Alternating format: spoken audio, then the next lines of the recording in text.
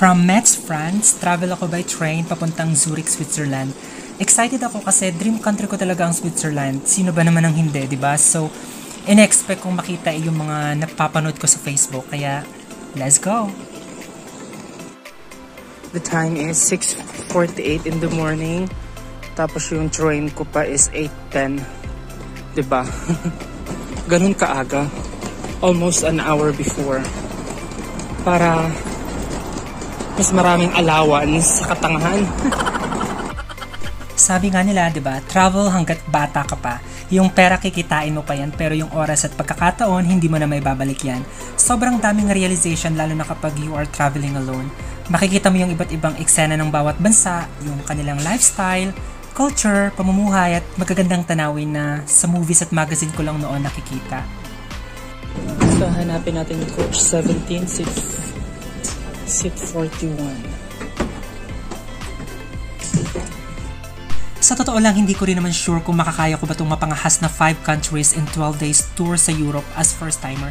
Pero ganun pa man, you will never know kung hindi mo susubukan, di ba? At the end of the day, na-enjoy mo at may natutunan ka during your trip, and I wish na ikaw na yung next. Okay, kabababa ko lang sa train. Dito ako sa Mulhouse, France. From here, travel ako to Zurich, Switzerland. Diyos ko, pagod.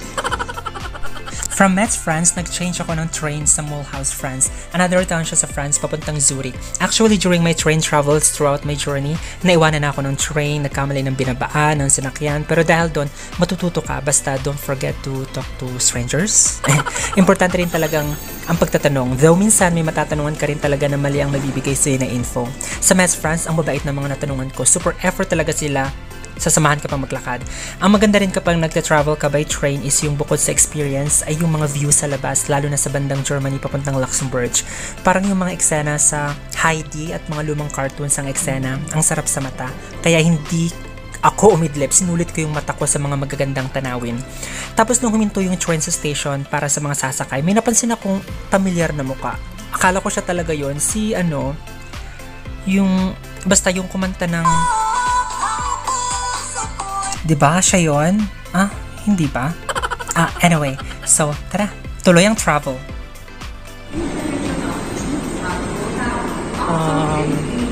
Just arrived dito sa Zurich. Maglalakad lang ako papunta sa hotel kasi base din sa Google Map, 5 minutes lang siya.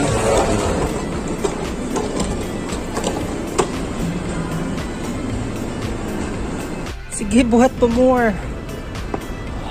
Yes. Welcome to me in Zurich, Switzerland. Wow! After more than 3 hours. So, ngayon, it's walking time.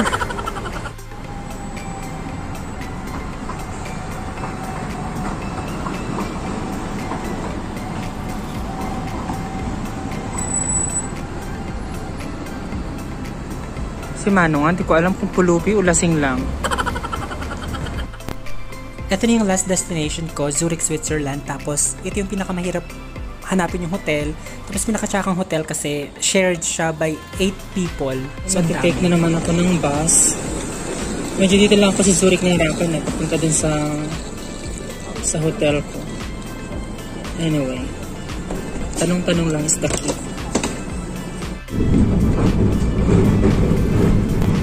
Tapos natikitan pa ako dito ng 100 francs kasi maling ticket yung gamit ko. So, 100 francs, bayaran ko daw online pero hindi ko naman nabayaran. Sorry na po. Ito na yung labas niya.